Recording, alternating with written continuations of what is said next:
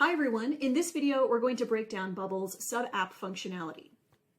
Sub-apps are a great way to create multiple copies of a primary application that all need to function the same way. You, as the app builder, would build and design a main app, and from there push your changes to one or more separate applications, right? These are the sub-apps.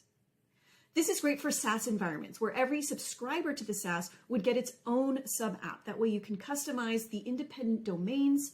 You have separate databases for each sub-app. Let's take a look at an example here. Let's say that there is a rental car company, a big organization that has multiple franchise locations. And rather than having one application where all of the individual franchise locations are signing up to and creating all the data in one shared database, they would instead have a separate sub-app for each independent location. That way, their data is separated. All of the users of the individual location, whether it's the staff or even their customers, they would be logging into the sub-app. They're not interacting with the primary app. And so if we look at the way that the domains are written here, this is what you can do with a sub-app system. So you would design a primary application, and this is the only app that you actually edit. And let's say that the domain for this primary app is rentcars.com. So maybe this has high-level information, marketing info about the organization, but from there you might want to choose, if you were a customer of the rental car company, you were looking to rent a car, you choose the location that you're in, and you would be redirected to one of these sub-apps. And that way, when you go to make a booking, all of your details are saved to that location's database. And if you're going to interact with a staff person, maybe there's a chat functionality, that all happens on the sub-app. So if the primary domain is rentcars.com, every individual sub-app would need to be on its own domain, and you can do it a few different ways. They could be on completely different domains. They don't even have to be related to the primary. So let's say we have rentcars.ca, rentcars.mx for Mexico, or just something completely different, carsforrent.com. Or you can have all of your sub-apps on subdomains of the primary. It really doesn't matter because these are, treat them as independent apps in terms of their configuration. They just happen to be derived in all of their design and workflows and data structure from the primary application. Okay, so you can access them on different domains, but they're all going to work the same way. So if we look at what happens when you publish, you only edit the primary application. And there's a function, I'll go to the screen in a moment in one of our sample editors here. There's a function where you can say, okay, I'm ready to push the current version of my main app to all of my individual sub-apps. If you were to edit a sub-app directly, because you do have access to that app's editor, again, it's like its own application, the moment you push the current version, it's going to overwrite those settings. So there's no reason to edit within the sub-apps, the database structure, the designs. You only want to do that in this primary app. Now keep in mind, what you're publishing is the architecture and the construction of the app. So the database structure, the types, the fields, the option sets, all of those get carried over.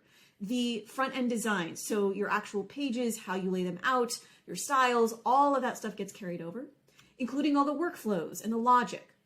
What is not affected here is the database content. So the actual records that are added to the tables. Again, the structure is the same, but the entries in the database are independent. This is great because you can separate databases by each sub-app for security and just performance-wise, right? Every single sub-app is independent now, so you don't have one giant database with all of these independent clients pulling from the same database. Let's take a quick look at some other details that are shared between the primary and the sub-apps and what is independent. So again, when you push your main app's construction to the sub-apps, what you're pushing is the entire database structure. This includes the types, the fields, the option sets, and the privacy rules, your entire page design, all of the front-end UI, and the workflows. What is independent, okay, so what doesn't change and what can be unique to each sub-app is the database entries, okay, so the actual records. The domains are independent, as we saw. We can put each sub-app on its own unique domain. Any plugin subscriptions would have to be purchased again for each individual sub app. So you can't just purchase a plugin once at the main app and have it work for all the sub apps. They are going to be separate payments. So use those plugins wisely. Your app plan is also going to be independent. Now keep in mind that in order to take advantage of the sub app functionality, your primary app, okay, so let's go back here, this has to be on the production plan. You have to be on the production plan in order to enable your sub app capability. However, the individual sub apps can be on any plan, which is a good thing because you might have some clients or companies or accounts, whoever is kind of taking ownership over a sub app. You might have some that might take up more resources than others. So one sub app may only need to be on the personal plan because maybe they're not going to use it as much. It's not as high volume activity, maybe not even high volume in terms of data records that are getting created. Whereas another sub app might be much more used, much more popular. There's a lot of activity happening there. And so it might need to be upgraded to a higher plan in order to support that level of capacity that's needed. So you can indicate different plans. They don't all need to be on the production plan. The only requirement is that your primary has to be on the production. Okay. Other things that are independent, plugin keys. Okay, so if you have a plugin that you've installed that is connected to some external service where you need to insert an API key, those can also be separate, which is also a good thing because you might have different accounts associated with every owner of independent sub apps. Again, when I say owner, I'm just talking about your customer, your user who has purchased into your sub app environment, into your SaaS environment. So we can say this is the franchise manager for the first location. This is the franchise manager for the second location, right? So for each franchise, they might have their own accounts with various external services that you would want to connect to with a plugin. And so those keys right here can be, they're going to be separated and you can modify those within the sub apps directly. The other piece of detail here that is going to be independent is the icon that appears in the browser tabs, so that you can customize the branding, you can white label each independent sub app as well. Let's take a look at sharing data and even workflows between applications. You might have a scenario where your primary app houses some centralized data that all sub apps should be able to pull from. Now, of course, you could technically copy that data over to each sub app's independent databases, but there might be a situation where you want to house all shared data in one place, and the primary app would be the best place to do that. So while the sub apps do have their own independent databases, you can technically share data, pass data between the apps using one of two possible plugins. You can use the API connector, which is your general tool for creating API calls. That way you can retrieve data or send data out. You can go in either direction. Or Bubble has a plugin that is very similar to the API connector, but it is specifically for connecting Bubble apps to one another. Now, honestly, I always go with the API connector because it can do everything the Bubble app connector can do.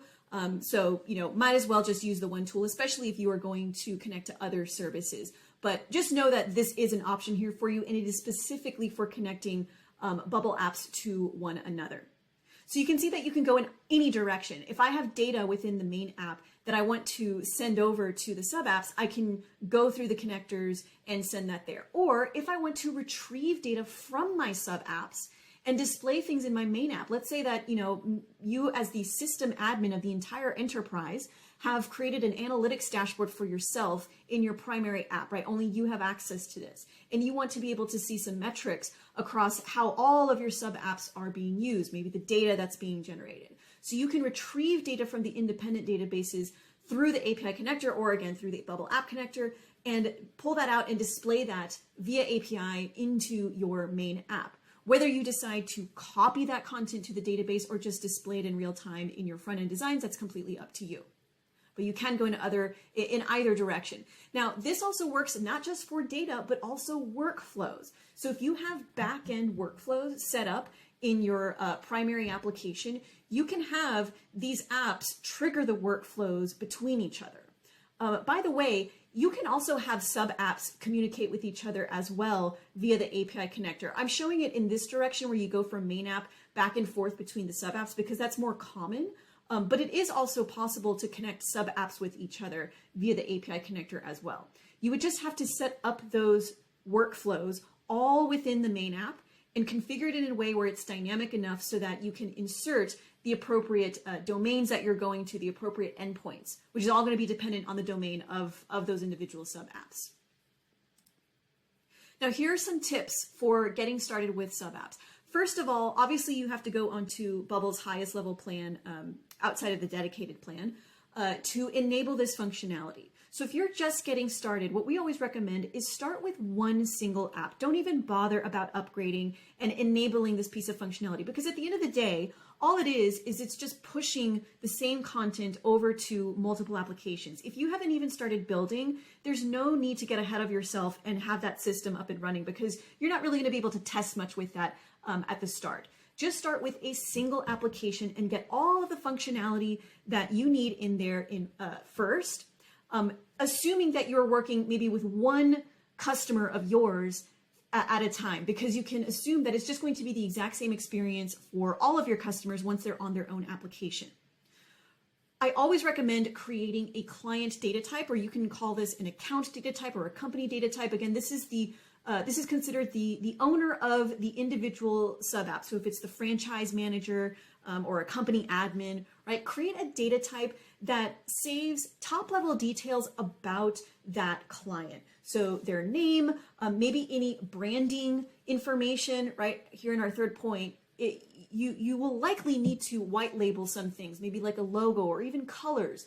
All of those details you can save to this client data type within text fields or image fields, so that when you're displaying, the look and feel of, for example, a dashboard back to your users in their sub apps, you can dynamically style them. So you can pull in their own colors. So even if the architecture of a page looks the exact same across all sub apps, you can actually swap out the colors so that they're unique to that sub app client. Okay, so that's something that you can take advantage of going through the database to store those details, because every time you push your changes from the main app to the sub apps, remember the data does not get affected.